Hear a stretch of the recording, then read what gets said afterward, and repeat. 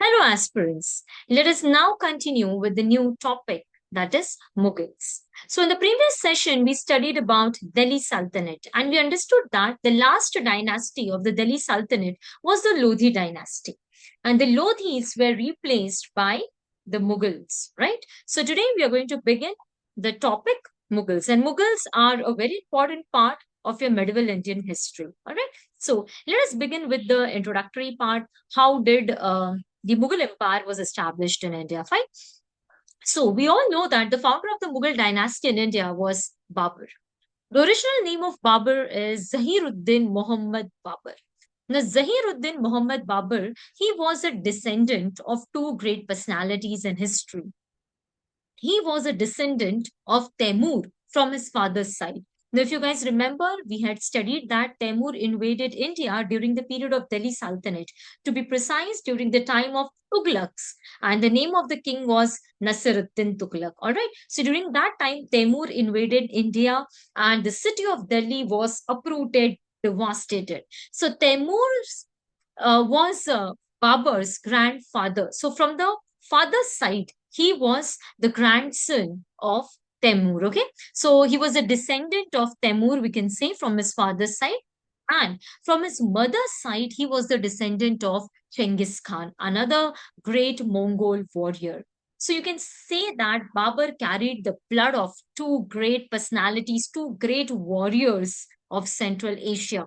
So definitely by birth, he had that inherent talent. All right. Now, at a very early age, that is at a very young age of 11, Babur succeeded his father to the throne of Farghana. It's a place in Central Asia. So at a very young age of 11, can you imagine at the age of 11, 11, I mean, we are in 8th or ninth standard at this age. So imagine at that point of time, he succeeded his father to the throne of Farghana. Fine. Now, Babur actually, his great ambition was to capture Samarkand. Samarkand used to be the capital of Temur, all right? Twice he captured Samarkand, but he was not able to retain it because of the hostility of Uzbek tribes. Uzbeks were the cousins of Babur, and they were not allowing Babur to control over the Samarkand area. And once upon a time, Samarkand used to be the capital of Temur. All right. So Babur was particularly interested into this. But then Babur realized that it is not feasible to rule over that Samarkand area. So his attention went to Kabul. Kabul in Afghanistan. Okay. So Babur now decided he, instead of repeatedly fighting with his cousins and not gaining any success, it's better he would carve out a separate kingdom for himself. So he established a separate kingdom for himself at Kabul, that is in the present day Afghanistan. Okay, and this was in 1504. So in 1504 AD, he established himself in Kabul, where he established his small principality, or you can say his small kingdom. Now, once he settled in Afghanistan and the Kabul area, his eyes fell on India, right? Because India is very close from Afghanistan. So his eyes turned on India and he was very much attracted towards the geographical features of India. Now, why specifically I'm talking about the geographical features? Now, if you look at the places from where Babur belonged, so Babur actually belonged to Farghana. In Central Asia, Kazakhstan, and all that area. Okay, then he was interested in Samarkand, again in the Central Asia. So, if you look at the geographical features of Central Asia is more or less like a desert type. Hardly there is any evergreen forest, nothing like that is there. Okay, hardly there is any greenery. And when I talk about even the rivers, also, there are no perennial rivers and all in that area. So when he, even Kabul is like a desert only. But when he settled in Kabul, he got to know more and more about India, especially about the Indian geographical features. And this he has written in his memoirs. So he has written Babur Nama, his autobiography. And in that autobiography, he has specifically mentioned this, that he was attracted towards the geography of India, the lofty Himalayan mountains, the snow covered mountains, the evergreen forest in the Ganga, the Yamuna, Doab area. There is a Gangetic Valley area. Then he was attracted towards the perennial Himalayan rivers, Ganga, Brahmaputra, Yamuna. All right. Then he was attracted towards the greenery, towards this water, towards this climate, and everything about India attracted him. So his vision was at a one point of time to rule over India. And he was waiting for that great opportunity, when he will get an opportunity and when he will enter into India. Okay. And soon his wish got true. He got that opportunity. And that opportunity, it came, it was so Daulat Khan Lodi. So Daulat Khan Lodi was the governor of Punjab under the Lodi dynasty. Okay, and he was not at good terms with the king Ibrahim Lodi. So the king was Ibrahim Lodi, and Daulat Khan Lodi was not at good terms with the king Ibrahim Lodi. Fine. Then Rana Sangha. Rana Sangha was the Rajput king of Mewar area. Okay, so Rana Sangha was also at a rivalry with Ibrahim Khan Lodi, and he was also he wanted to oust out Ibrahim Khan Lodi. And Alam Khan. Alam Khan was the uncle of Ibrahim Khan Lodi. So all these three were the enemies of Ibrahim Khan Lodi, the last Lodi Sultan. Okay, but three of them, you can imagine, even if this three of them would have united, then also it was not possible for three of them to defeat Ibrahim Khan Lodi. So Ibrahim Khan Lodi was also a very powerful personality. Okay, they thought that only one person is capable who can assist us. So if he joins us, we can defeat Ibrahim Khan Lodi. And they thought that that person is Babur. Now, why Babur? Because of the Babur's history. He was the grandson of Temur, Chengiz Khan. So naturally, he had that tactics. Okay. So they thought that he is the appropriate guy. Only Babur can help us in ousting out of Ibrahim Khan Lodi. And these three of them planned that once the Lodi is eliminated, we will see what to do. We will take our share and we will rule. But they did not know that Babur was also interested in ruling over India. They thought that Babur will come, Babur will assist us, Babur will help us in defeating Ibrahim Khan Lodi. Once Lodi is defeated, we will give something to Babur, some little territory or some wealth treasury will give to Babur, and he'll happily go to Kabul. He won't come over here. But then Babur, at the back of the mind, he was very clear. His vision was very broad. He wanted to be the emperor of Hindustan, Badshah hai Hindustan. All right. So let us try to understand how did Babur emerge to be victorious. So the first battle of Panipat, this is the most decisive battle fought in the history of India. Okay, fought in the year 1526 at Panipat. It's a place in Haryana. And Babur defeated Ibrahim Khan Lodi and occupied the Delhi and Agra area. This much we know. In the first battle of Panipat, Babur defeated. Let us now try to understand how Babur defeated Ibrahim Khan Lodi. If Ibrahim Khan Lodi was also a very powerful general, how Babur defeated him. Okay, so let us try to understand this. Okay, so okay, so over here. Yes. So we are talking about the first battle of Panipat, fought in the year 1526. We know that the battle was fought between Babur and Ibrahim Khan Lodi. Yes, Rana Sangha, Daulat Khan Lodi, Alam Khan, they were the supporters of Babur, but mainly the battle was fought between whom? Babur and Ibrahim Khan Lodi. Fine. Now let us try to understand the background. Okay. So conflict with, see, historians say that though these three people, that is Rana Sangha and Daulat Khan Lodi and Alam Khan, uncle of Ibrahim Khan Lodi, now though they invited Babur and the battle initiated, but it is said that even if they have not invited Babur, one or later year, like even if they would have not invited Babur, sooner or later, Babur was planning to attack on the Lodi dynasty. Okay, so that invitation was just an opportunity that came early. But even if they would have not invited Babur at a later point of time, Babur was planning to attack on Ibrahim Khan Lodi because he was attracted towards the wealth, towards the glory, towards the geography of India. So sooner or later, he would have definitely attacked on the Lodi dynasty. All right. So conflict, so it is said by the historians that conflict was inevitable. Inevitable, today or tomorrow it was bound to happen. All right. Babur marched towards Delhi. Ibrahim Khan and Babur, they met at a place, Haryana. Okay. Panipat, that is the place in Haryana. Okay. And the forces estimated that 1 lakh forces, 1 lakh men and 1,000 elephants were there approximately in this entire battle. Okay. So these many men were there. Now, if you look at the Babur's army, Babur had approximately 12,000 soldiers, men, okay? Infantry, you can say. Ibrahim Lodi had 1 lakh men. Can you compare 1 lakh men and your 12,000? However, the strength of Babur was his cavalry.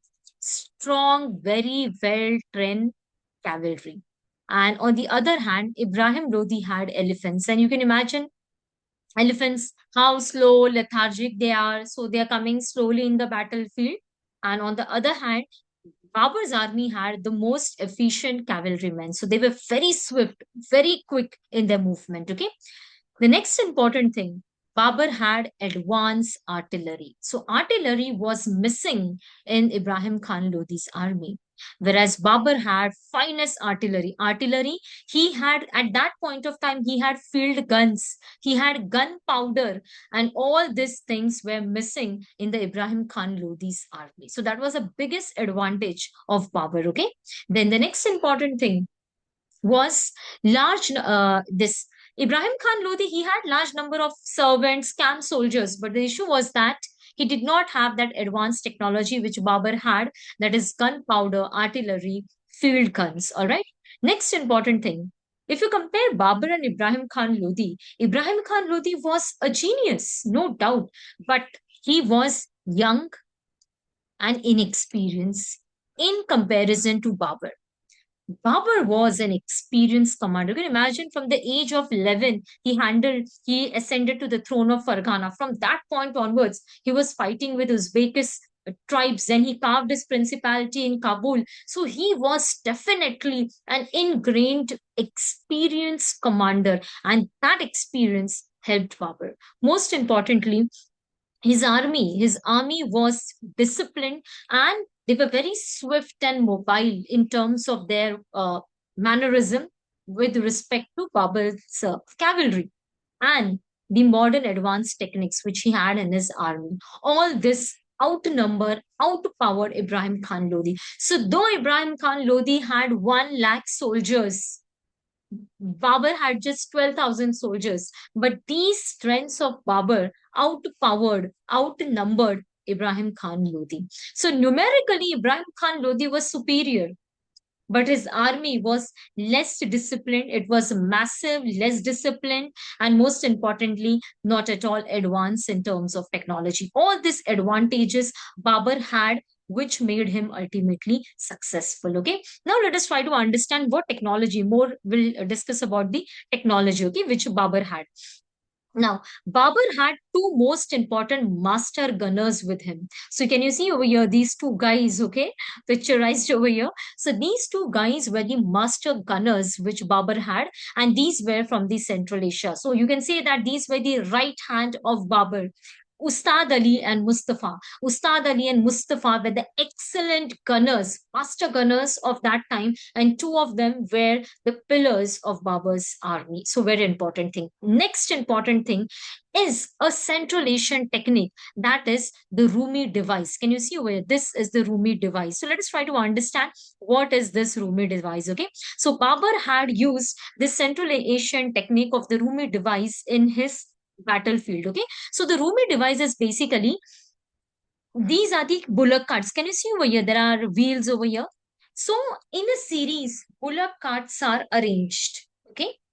And these bullock carts are joined to each other with the iron chains. So the wheels of the bullock cart, like this, are joined to each other by an iron chain. So these are the wheels. Okay. And here are the carts. Fine. And in this gaps, can you see over here? In these, between the gaps of that carts, this big fire guns were placed. This device is called as the Rumi device. This was missing in Ibrahim Khan Lodi's army. So they were coming and fighting. The elephants were coming, but already this positioning was there. So immediately they used to fire the guns from there. And the Ibrahim Khan Lodi's men were killed in that. Okay, so that was the advantage which Babur had. Fine. So Babur strengthened his position by resting one wing of his army on the city of Panipat. So the one wing of the army was in the city of Panipat, and the other wing was protected by a ditch filled with branches of trees. So this one, so one was at Panipat and one was over here. So this is filled with the branches of the trees. Then in front of it, large number of carts were arranged. Getting it, large number of carts were arranged, and these were joined with the help of the iron chains. And in between of these carts, the big guns were placed. Okay, and as I have told you, the two master gunners were at the service of Babur, Ustad Ali and Mustafa. And this arrangement is called as Rumi device, and this is Ottoman Turks, it was their technique to build this Rumi device. Okay, so this was a very important thing. One more thing I would like to mention over here, the positioning of the Babur's army. Okay, if you guys play chess, you know how do we play? Like for example, just a second. Yeah. So here is the our army main segment. That is, our king is there, queen is there, elephant, horse, all are over here. Then here are knights. Correct? These are the knights. So when we play the chess of game, for example, I am forwarding my knight over here. So how do we try to protect our this line? By creating a line of defense, right? Like this. So like this, we create a line of defense. How? By circulating this knights one after another, right? So we forward our knights one after another and we try to create a triangle. So this is a defense system which we create when we play chess. Okay, like this, we create a defense system, and this system is created with the help of the knights, right? We place our knights over here, and we create. Same technique was used by Babur. So what is that technique? I'll just explain. So very first was that Rumi device. Okay, and here was his, at the back was the Babur's front line, and here his another set of army was there like this. So his men used to come like this, like this. Okay, so one branch of army was here, one branch of army was here. So and here there was the Rumi device. So you can see over here your army is there, and here there is a Rumi device. Getting it? So here is the army, here is the army, and here is the Rumi device. So I'll just clear it and I'll show it in a better manner. So here is the army, here is the army. Okay, here is the Rumi device, and here at the end is the main king, Babur and his immediate commanders. So so for example, from here, Ibrahim Khan Lodi's army is coming. So here is Babur's army, here is Babur's army, and here is that in between the Ottoman device is placed. Okay, so in this manner, they tried to protect, and this arrangement is called as Akaba system of arrangement.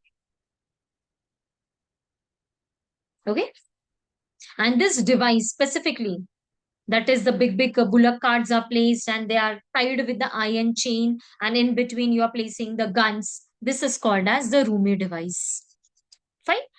And most importantly, at that time, Babur had access to the use of gunpowder, which Ibrahim Khan Lodi did not use. Okay, so use of gunpowder.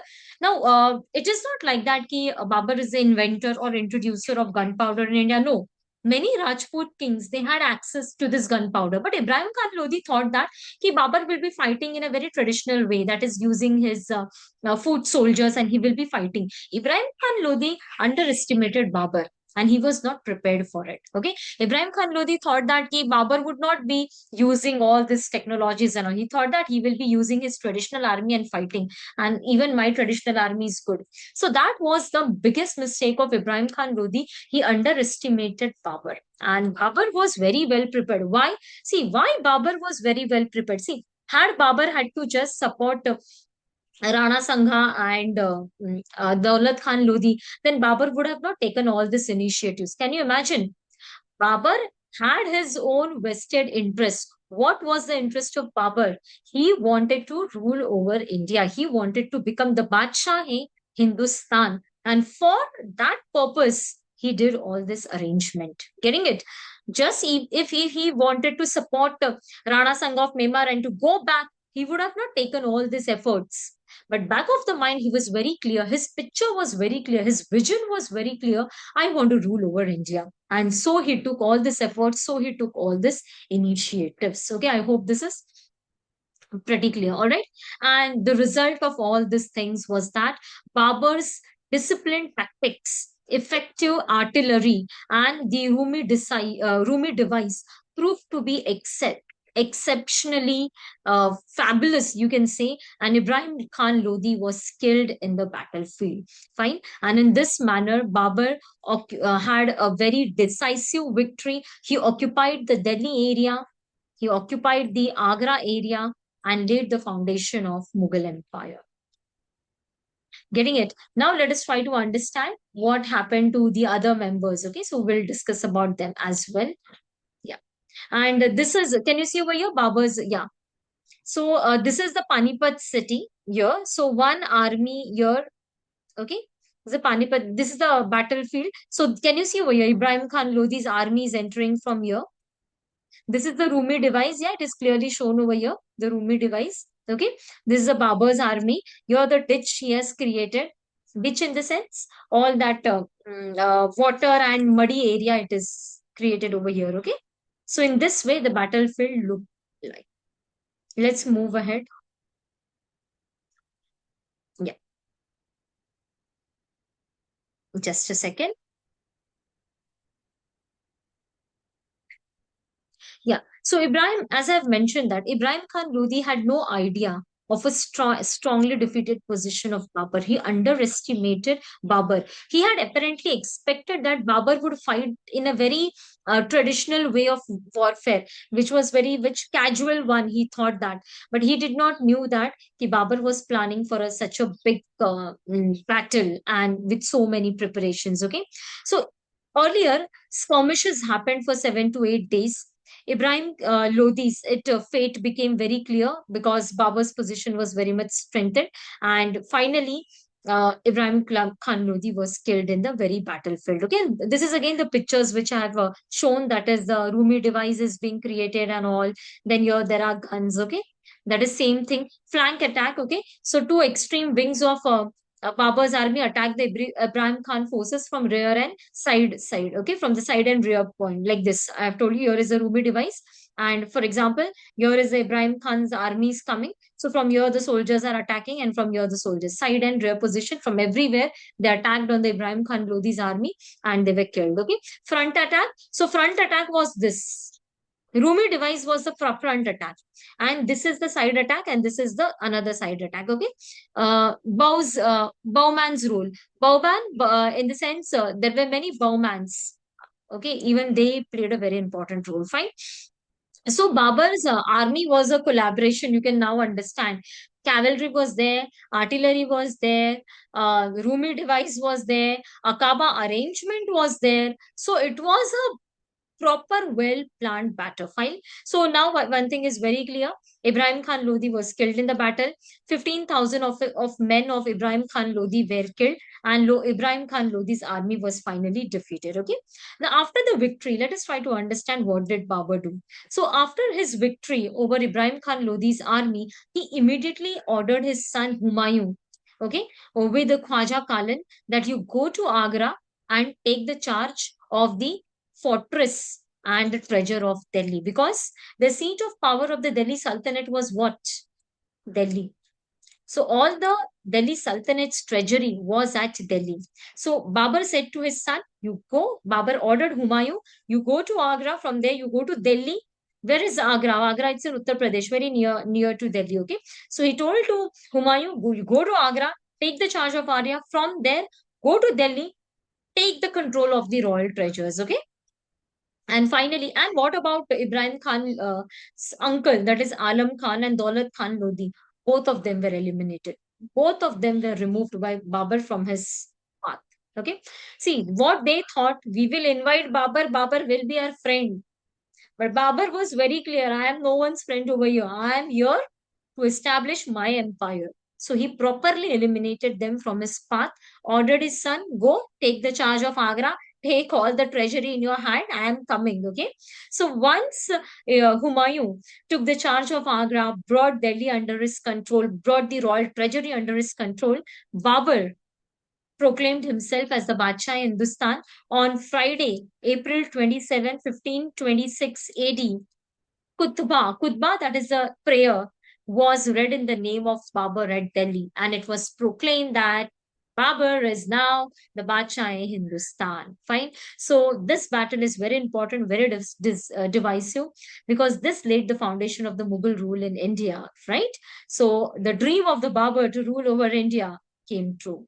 But see, Babur was not at peace. He had to settle the scores. Okay. So let us try to understand this. So this we have seen that the decisive victory, once again it's a repeat. Okay, the Delhi area, Agra, they're very close to each other. So after defeating Ibrahim Khan Lodi, Humayun took the charge of Agra, Delhi. All the treasury was brought under him. Okay, now after the victory of Panipat, as I've mentioned, that Kutba was read in the name of Babur, and Babur was declared as the Badshah Hindustan.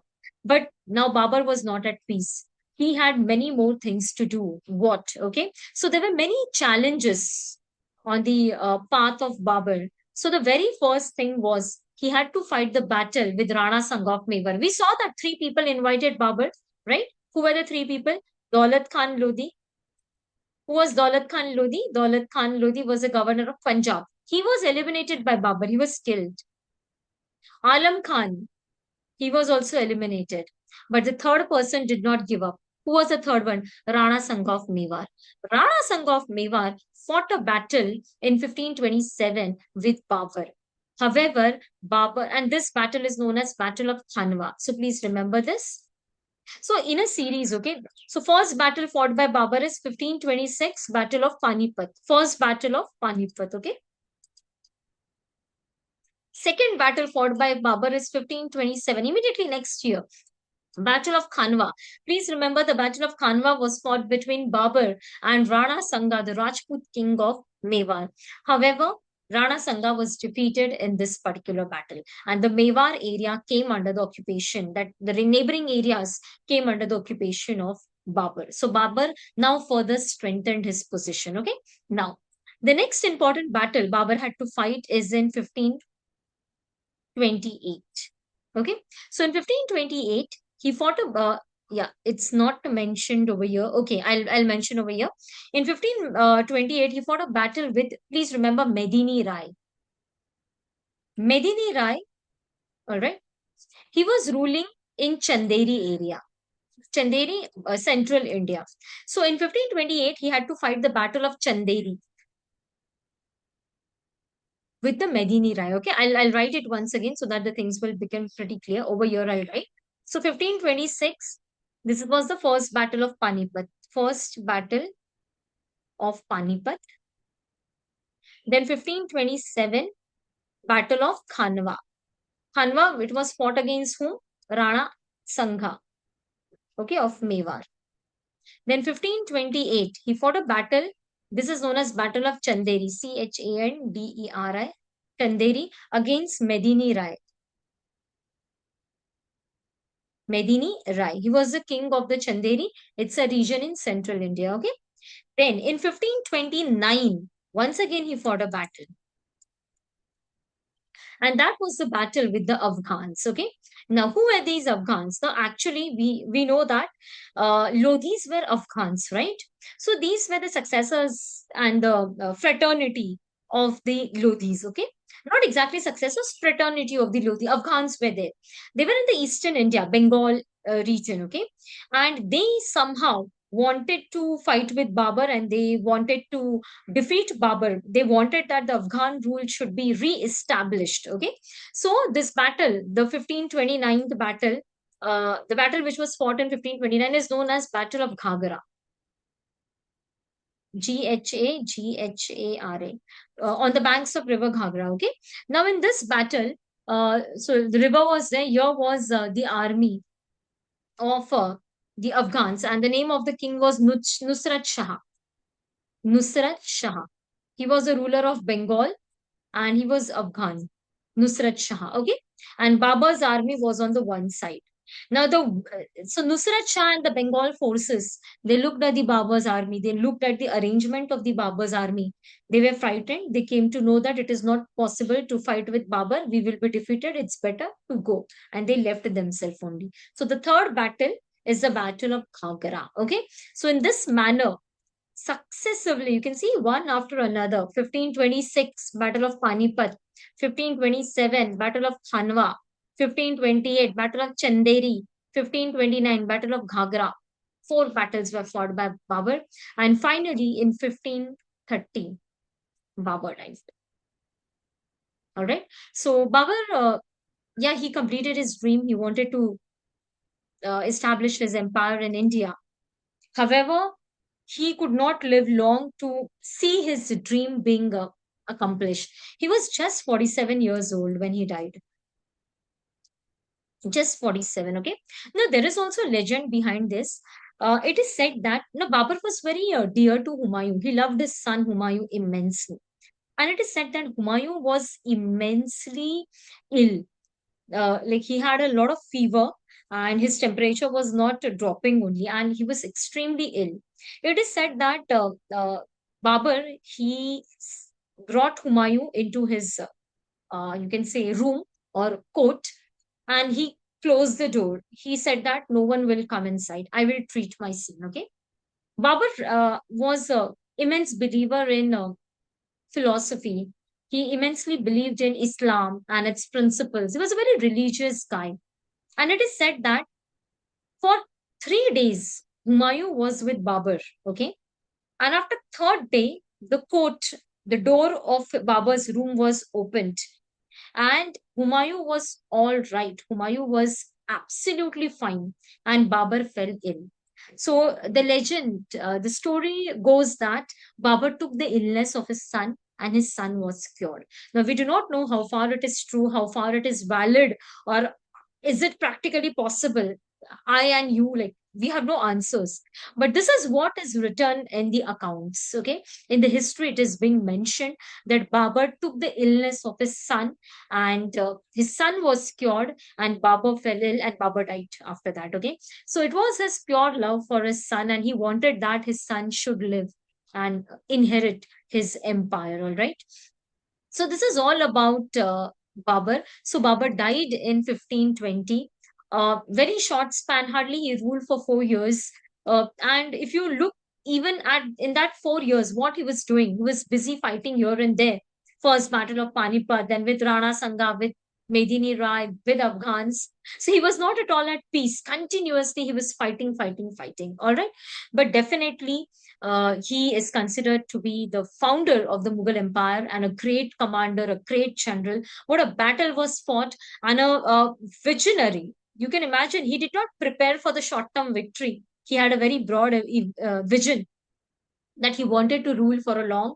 He wanted to not just help Ibrahim Khan Lodi and the Daulat Khan Lodi, but he wanted to establish an empire. So visionary, long-term perspective, long-term planning was there, and hence he invested all his energy, all his talent in that, the First Battle of Panipat. So First Battle of Panipat is glorious because of the technology, because of the mindset, because of the vision of Babur. All right. So Babur, the founder of the Mughal Empire, was also a scholar of Persian and Arabic. As I told you, he was a great scholar. He was interested in philosophy, and he was a well-read person. Okay. So he was a great scholar of Persian and Arabic. He had a deep love for literature, poetry, nature, and history, and he has written his own memoirs, his own autobiography, Tuzuk-e Babari, it is the Turkish version, which was later translated into Persian. The Persian name is Babar Nama. And Babari, this is originally in Turkish, written by Babur. Later on translated, during the Akbar's time, it was translated into Persian. That is Babar Nama. All right. His legacy, so definitely established the Mughal Empire in India, broke the power of Lodhis, ended the Delhi Sultanate, gained the control over Delhi, Agra, or the treasury of the Delhi Sultanate was inherited by Mughals, okay, promoted literature, learning, art, okay, and left a big, glorious empire for his son, Humayun. So in 1530, Humayun ascended the throne of the Mughal Empire. So let us now study about the Humayun, fine. And Babur's wife was Maham Begum. Maham Begum was his wife, okay, Babur's wife. And Babur's eldest son was Humayun. He had other sons as well. So Humayun was the eldest son of Babur. The other sons of Babur were Kamran, Aksari, and Hindal. So Babur had four sons, okay? Eldest one and the very dear one was Humayun. The remaining three are Kamran, Askari, and Hindal. Okay. Now let us move ahead and study about Humayun. Yes. So let's focus now on Humayun. So Humayun was the, as I've mentioned, eldest son of Babur. In 1530, he ascended the throne of the Mughal dynasty. Fine. Now let us try to understand the early victories of Humayun. So after ascending the throne, what all were the achievements of Humayun? Okay, besiege of Kalinjar, that is Bundelkhand. So 6 months after his succession, Humayun besieged in the sense you are laying a siege, attacking the fort from all the side. Okay. So he attacked on the fort of Kalinjar, which was in the Bundelkhand area. Okay. Then he gained decisive victory over Afghans and drove out Mahmud Lodi from the Jaunpur. So Mahmud Lodi, they were Afghans ruling in the Jaunpur, Uttar Pradesh area. So he had a decisive victory over the Afghans in the Jaunpur area. Okay. He even defeated the king of Gujarat. The king of Gujarat was Bahadur Shah. This was a PYQ. Please remember, there was a question when Humayun became the ruler who was the king of Gujarat. So Bahadur Shah was the king of Gujarat. Okay. However, his victories were short lived. So let us try to understand. So initially, he showed a great talent, okay? Attacked on Kalinjar, Bundelkhand, then defeated Afghans who were in the Jaunpur area, defeated Gujarat king Bahadur Shah. But later on, the things were not in favor. Okay, let us try to understand. So Humayun divided the empire among his brothers. Okay, so Humayun had three brothers, Amran, Askari, and Hinda. So Humayun gave Kabul and Kandahar area, that is the areas in the Afghanistan area, was given to Kamran. Then Sambhal is Uttar Pradesh area, and Alwar, Rajasthan, they were given to Aksari and Hindal respectively. So Aksari, he got UP, that Sambhal area, and Hindal was given the Alwar. Alwar, it's in Rajasthan. So in this manner, he divided the area. Once again, I'll repeat. Humayun divided the territory of his empire into three parts, and they were given to his brothers. Okay. So Kamran was given which area? Kabul and Kandahar. Okay. This Kamran. Then Askari was given which area? He was given the area in UP, Uttar Pradesh, Sambhal area, Sambhal district, Sambhal area was given to him. And Hindal was given which area? Alwar region, which is in Rajasthan. Further, Humayun later on defeated the king of Gujarat, and even Gujarat was given to Askari. Askari was appointed as the governor of Gujarat. Okay. However, Askari was not that capable, and Bahadur Shah recovered Gujarat. So Humayun initially defeated Bahadur Shah and got the access of Gujarat, but Humayun gave Gujarat to his brother Askari as the governor to look after Gujarat area. However, Bahadur Shah again recovered, and Askari was removed from the Gujarat area. So Askari then looked after UP, that is the Sambhal area. Okay. Now, the issue of this division was that this weakened the authority of Humayun. This weakened the central authority. Okay. So division of empire weakened the central authority, weakened Humayun's control on the kingdom, and his brothers also behaved very much independently and also created too many problems. Brothers were also not united. Whenever Humayun needed any help and all, they did not respond. They were like, we will just look after our territory. We are not going to help you in some other areas. So, for example, if Askari was in a problem in Gujarat area, others did not come to help Askari. It's your territory, you handle your territory. So brothers behaved in a very independent manner. They did not unite in situations where they needed each other's help. All right. An advantage of this situation was taken by Afghans. Afghans actually many a times this word Afghans is emerging. Afghans are nothing but, see, Lodhis came and they settled in India. They were Afghans. So similarly, many Afghans had come in India during the time of Delhi Sultanate. So they had settled in the different parts of the country, and Afghans were also always behind power. And Afghans took the advantage of this weakened position of the Sultan, of the position of Humayun. And this advantage proved very bad for Humayun. So we are going to understand what problem was created for Humayun. By the way, the meaning of word Humayun is fortune. But unfortunately, he was not at all a fortunate person. Okay, he was a very unfortunate guy. Why? We'll understand this. Okay, let's move ahead. I'll clear the screen. Just a second. Yeah, let's move ahead. Yes. Now, the issue was that, see, Mughals were also seen as foreigners, correct? They were seen as outsiders by the people of Delhi, by the people of North India. Okay? And always there was an opinion to drive them out. So these are the foreigners, drive them out. Okay. So that was the first issue. Second issue, his brothers, Humayun's brothers, they were creating trouble. Okay. And who wanted to take the advantage of all these things? Afghans wanted to take the advantage of this. Okay. So there was an Afghan chief in the area Sasaram. He was known as Sher Shah Suri. So Sher Shah Suri was one of the finest Afghan chiefs, okay, ruling in the Bihar area, Sasaram area. And yeah, he's that guy. His actual name is Barit. And then he adopted the title Sher Shah Suri, okay?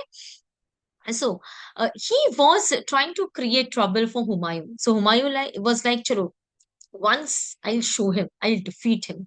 So in 1529, sorry, in 1539, not 29, 29, though Babur had fought a battle Ghagra. Okay, we are in 1539, 10 years later. Okay, so 10 years later, the Humayun in 1539 marched against Sher Shah Suri.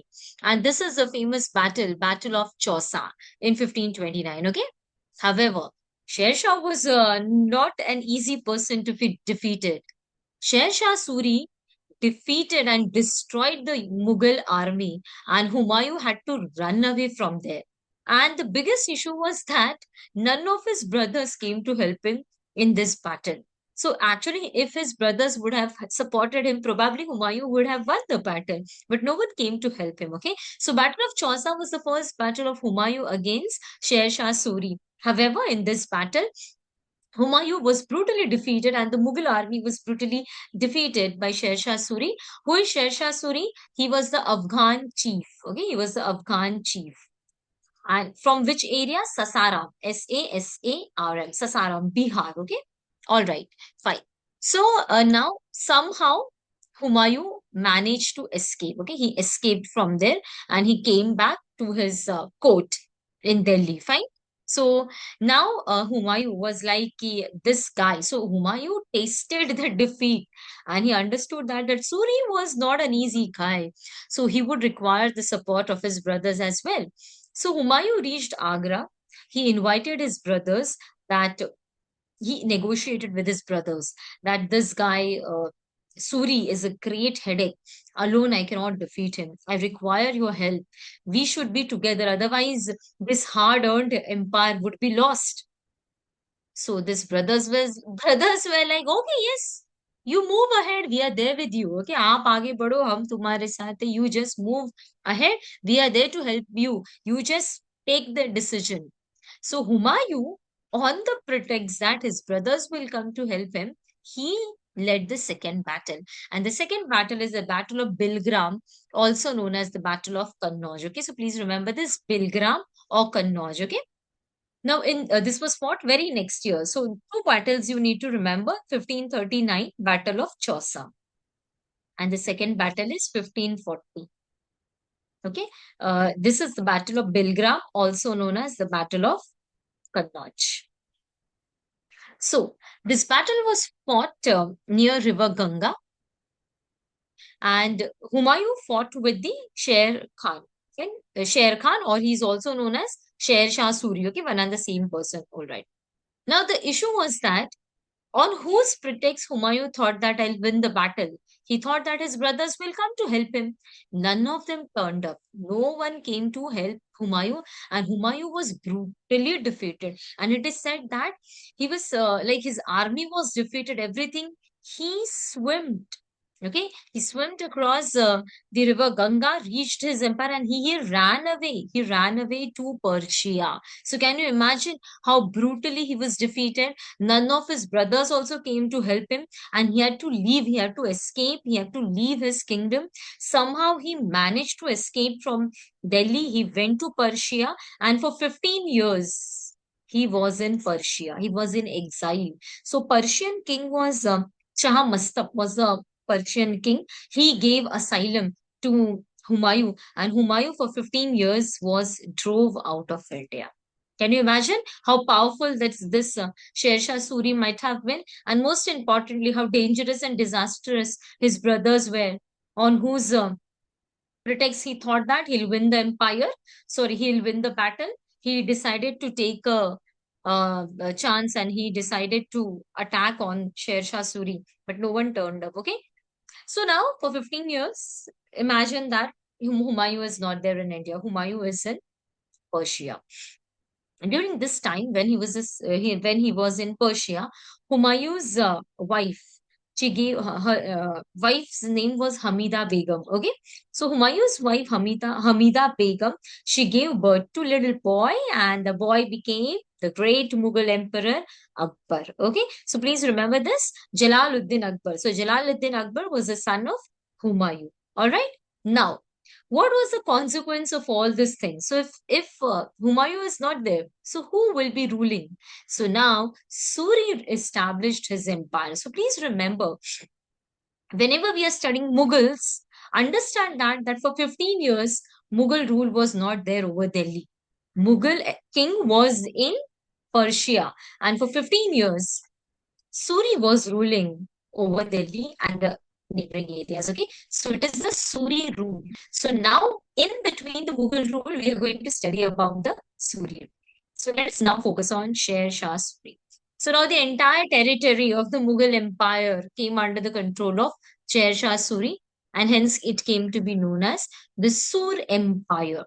Sher Shah Suri personally ruled for 5 years. He died after that. So he personally ruled for 5 years. Okay.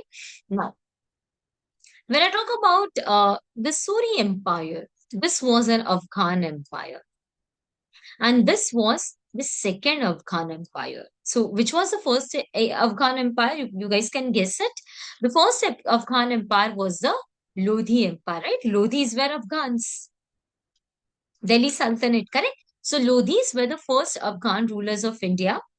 Lodhis were uprooted. So last, the Lodhi king Ibrahim Lodhi was uprooted by Babur. So that led to the end of the first Afghan empire. So now, after a gap of 14-15 years, Suri established the second Afghan empire in India. So this is the second Afghan empire which was established in the year 1540. In 1540, the Battle of Kannauj or the Battle of Bilgram happened, in which Humayun was absolutely defeated, and that led to the rise of the Suri dynasty, and this is known as the second Afghan empire. Okay, and Suri personally ruled for 5 years. His successors continued. So in all, the Suri empire was for 15 years. Okay.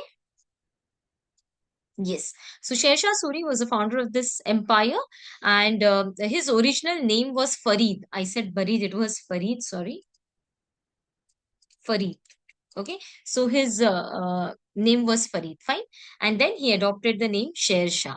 And Sher Shah is known for his mannerism of ruling, the way he administered his empire, the way he controlled law and order, the way he introduced reforms. He became glorious in history. Okay, so Sher Shah Suri, though he ruled for just 5 years, but he's considered to be a brilliant administrator. Okay, so what all measures he took? Let us quickly try to understand this. Okay, so first of all, land revenue system. So he brought a lot of changes in the land revenue system. He measured the entire land in the empire. He calculated the productivity, like he for example, a particular piece of land is there, then he gauged whether the whether the soil is fertile or not, whether it is productive or not.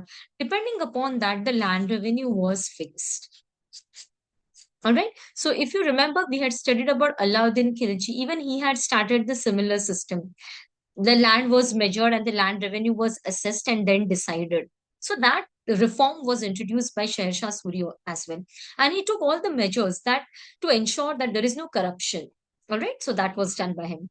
Then he thought that roads are extremely crucial for the movement of people, for trade and commerce, for the movement of army. And as a result, he undertook this road construction activity. Okay. So new roads were constructed, existing roads were improved. Okay. And the famous Grand Trunk Road. So today there is a famous road, Grand Trunk Road. It was revived by him. Grand Trunk Road. Okay, this Grand Trunk Road, it runs from Indus River to Bengal. Actually, this road existed from the times of Mauryas. Okay, so from Indus, it goes up to Bengal. Grand Trunk Road. Okay, so this road existed from Mauryan time, not this. Okay, yeah, sir. From here. Okay, this is Kabul. Okay, from here we can say from Indian territory. I'll clear this. Yeah, so from Indian territory. Yeah. So this road existed from the time of, so today this is Grand Trunk Road, but during the time of Suri, yes, definitely even this part was there. So during the Mauryan period, this route existed. Okay, Uttar Path, it was called as Uttar Path. Fine. So this road was revived by Sher Shah Suri, and today the road from here, Delhi onwards, Amritsar onwards till Bengal, this is known as the Grand Trunk Road. GTR, okay? So this road was revived by Sher Shah Suri. And he also built sarais. The sarais are basically guest house, resting places. So basically, on the highways and all, there are small, this guest houses, like small, um, rooms are there, or you can just say toilets are there, toilets and bathrooms are there for the travelers, okay, to freshen up. So he also built these sarais. It is said that across his empire, 1700 sarais were there. So these were very important, okay. Apart from that, he established a postal system, dark system, in order to send and receive messages. Okay, so establish a fast and efficient postal system with dark chalks at a regular interval. Okay, so at a regular interval, this the dark chalks were there, and horse riders used to there. They used to transmit the post, the letter, the message from one dark to another dark. Then that dark used to cover it to send it to another dark, depending upon the address. Okay, so that system was also started by him, the dark system. Then the most important reform of Sher Shah Suri is the currency reform. Okay, so he introduced gold coin, which is mohur, gold mohur, and silver coin. Silver coin, it was actually known as rupaya, and this became the foundational coin of India. The silver coin of Sher Shah Suri, Rupaya, was continued during the time of Mughals. Like now the Humayun and Akbar and all, they continued it. And it was continued during the time of British India. And after independence, it became the standard currency of India, rupee. So please remember, rupee owes its origin to rupaya of Sher Shah Suri. So at least for this, you need to remember Sher Shah Suri. Okay. So rupee, the modern day rupee, is basically dependent on silver coin of Sher Shah Suri, which was known as rupaya. Fine. Then he maintained peace and order in his empire through an excellent system of intelligence and spies. Okay. Apart from that, he ensured that justice was accessible to each and every one. And he himself administered that justice is being done to his people. Fine. When I talk about the important buildings built by him, so first of all is his own tomb built by him. It's in Sasaram, Bihar. Okay. So Sher Shah Suri's tomb is in Sasaram, Bihar. Then Purana Killa, it's an old fort built by him in Delhi, okay? And Rohtas Fort is on the across the Jhelum River, present day Pakistan. So these are the three important uh, buildings, monuments built by him. Okay. So, according to Sher Shah Suri, gun is the king of weapons and road is the king of kingdoms. So, he was a big fan of roads. He believed that roads are extremely important for connectivity. Okay. And legacy, if you talk about Sher Shah Suri laid the foundation of a very strong and efficient administration. Many of his systems were further continued even during the Mughal period. Like, for example, the land revenue system, Akbar continued it. The coinage, Akbar continued it. The dark system continued under Akbar. The road system continued under Akbar. So whatever measures he took were very progressive, and it is considered that he was a very just and very beloved ruler. He was loved by his subjects. So Delhiites and his subjects loved him. But unfortunately, he could not live for long. Okay, he could not live long, and he died. So he died in 1545. So hardly he could rule for 5 years. After him, his kingdom was inherited by his sons. Okay, now we'll talk about his central administration, what all measures he had taken, what all departments were there in the Suri administration. All right, now uh, during the Delhi Sultanate and even during the Mughals, like during the time of Babur and Akbar, lot of power was delegated to Wazir. Okay, so Wazir was not only, so actually, what was the role of Wazir? To look after the finance department. But during the time of Delhi Sultanate and later even during the time of Mughals, Wazir acted like a prime minister, as if he is the head of everything. All right. And Sher Suri was like, no, I don't want to devolve so much of authority to a person, one person. I should be the central figure in the kingdom. And as a result, Sher Shah Suri, he decreased the powers of Wazir. Wazir was like, fine, you are the head of the finance department, you look after that thing only. You should not interfere in the general administration. You are not going to act like a prime minister. All right. So powers of Wazir were cut down, and definitely many secretaries were appointed. So instead of one person looking after the general administration, he appointed many secretaries. Like today, we have many secretaries working at the central level, right? Finance secretary is there, home secretary is there. These are all the IS officers, right? So similarly, he appointed many secretaries. The band of secretaries were appointed. All right. Now, what were the important departments? So, finance department was known as Divane Wazir. The head of this department was Wazir, and Wazir acted as a finance secretary. So, he was the finance secretary. So, basically, instead of one, so earlier what used to happen, Wazir used to look after everything. Now Wazir was told that you are whole and soul of this department, so you are the secretary of this department. Look after this department in a whole and soul manner. Do not look at the other aspects of the kingdom. Fine. So he was a finance secretary. He looked after the department of revenue, conducted audits, managed the royal accounts. Okay. And Suri personally was a very intelligent person. So personally, he had a great knowledge of revenue affairs. So he also took special interest in this particular department. Okay. Now, the next department is Divane Aris. Divane Aris was a military department. See, these departments were similar ones which were there in the Delhi Sultanate also. Okay. Divane Aris was looked after by Arizim Mumalik. Okay. He was the military secretary. So he implemented Sultan's military policies. Sultan said that we want to fight with this, so he will ready the army. Chalo, let's go. Sultan is ordering us to fight over here. So he looked after the military aspects, rules and regulations. Okay, assignment of the salary, recruitment and the organization of the army, then maintenance of the military records. Everything was looked after by the Divane Aris, military secretary. But Sultan was the ultimate commander in chief. All right. Then Mir Atish.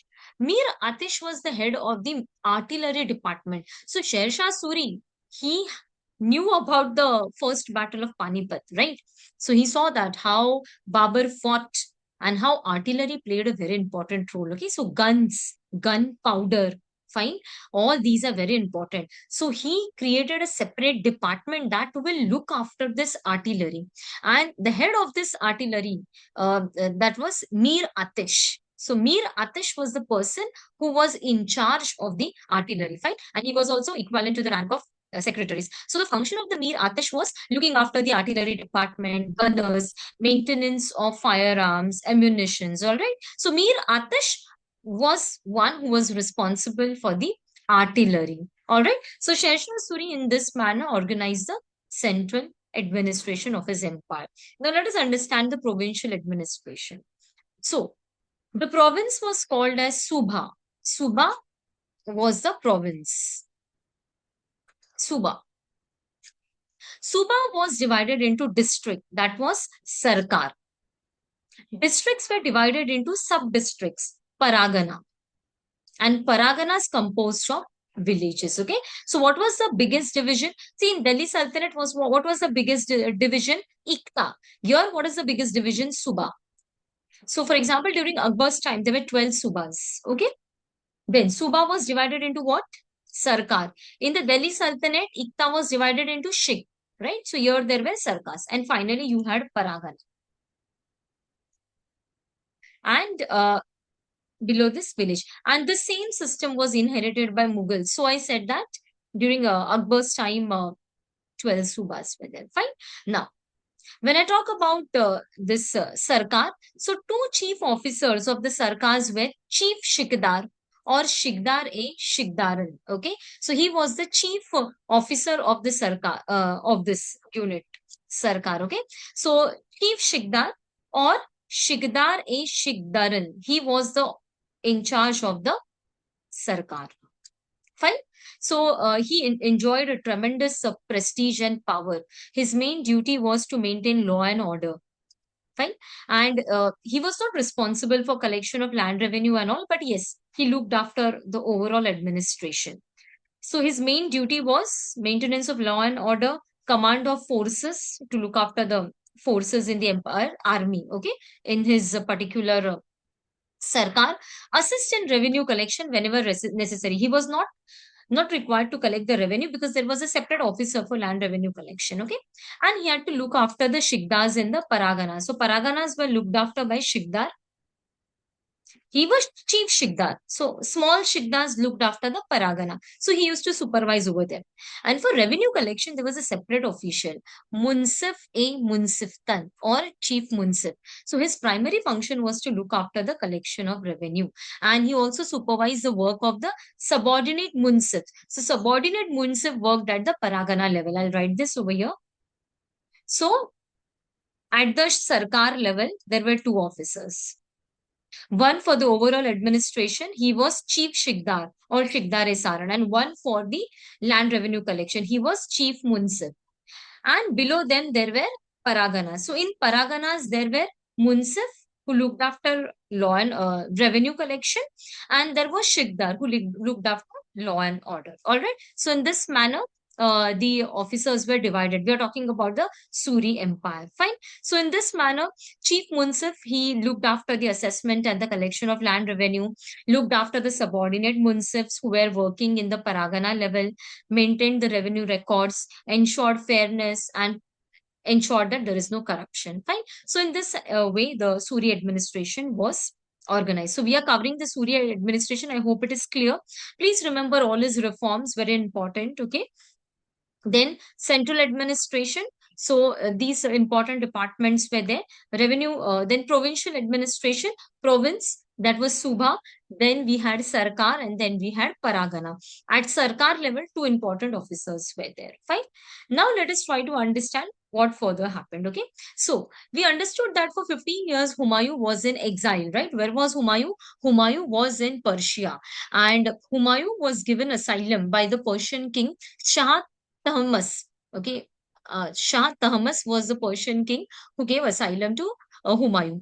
And with the help of Persian king, Humayun slowly and gradually began to regain his strength. Okay. So he was in Persia, slowly and gradually he brought Kabul under his empire.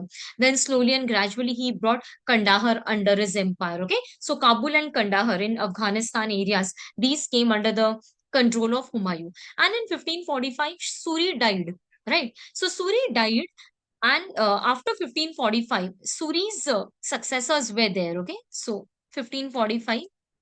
So from 1545 onwards till 1555, Suri's successors were ruling. Ismail Shah was the last one. Now and after this Ismail Shah, there was a breakdown of war of succession in this Suri's successors. So in 1555, Humayun took the advantage of this dispute within the Suris. Okay. Sher Shah Suri died in 1545, but after 1545 till 1555, his successors were ruling, and the last successor was Islam Shah. Fine, Islam Shah Suri. And Islam Shah Suri, after the death of Islam Shah Suri, the war of succession broke out within the Suri dynasty. And advantage of this situation was taken by Humayun. Humayun immediately, with the help of the Persian king, marched over Delhi and Agra and captured Delhi and Agra and brought once again the Mughal rule after 15 years. So finally, Humayun is back after 15 years.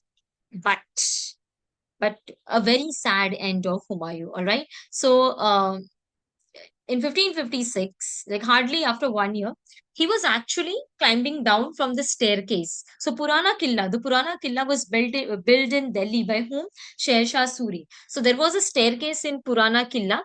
Humayun was climbing down from that staircase. Unfortunately, he fell from that staircase and he died. So Purana Killa built by Suri, Humayun died in that same Purana Killa, and this is the end of Humayun. So very sad thing. Like what a life! You can see Humayun is known as fortune, but then very unfortunate, right? He became the king. Like Babur, it is said that Babur gave his life and he ensured that the son survived. Okay. And Humayun first ruled for a few years, but his brothers did not support him. He fought two battles with the Sher Shah Suri, and in the one battle, his brothers didn't come only, and very narrowly escaped. He swam across the river Ganga and fled away to Persia. 15 years he waited. 15 years he was in Persia. He waited to come back. He came back also, slowly and gradually, got Kabul, got Kandahar, came back, but could not live long to look after his empire. Very sad, and within a year he died. Okay, so that's it for today. And you all know now who will be the next king. Okay, so who is Humayun's son? Akbar. So Akbar, the greatest Mughal empire, will be succeeding to the Mughal throne, and will be studying about the Akbar and all his important contributions to the Mughal empire in the upcoming session. I hope up till now, whatever we have discussed about Mughals, it's pretty clear. We discussed about the First Battle of Panipat. We discussed about Babur, his rule. Please remember the four battles fought by Babur: 1526, First Battle of Panipat; 27, Battle of Khanwa with Rana Sangha of Mewar; 28, Medini Rai, Battle of Chanderi; 29, he fought the battle with Afghans, Nusrat Shah of Bengal, and the name of the battle is Battle of Ghagra. He died in 1530. Babur Nama, his autobiography written in the Turkish language. Actual name is Tuzuke Baburi, and it was later translated into Persian, that is Babur Nama. All right. And then after Babur, we studied about Humayun. After Humayun, we understood that for 15 brief years, Suri dynasty ruled over Delhi and the Agra. Basically, it was a Suri empire in the North India. Fine. So that's it for the day. Thank you.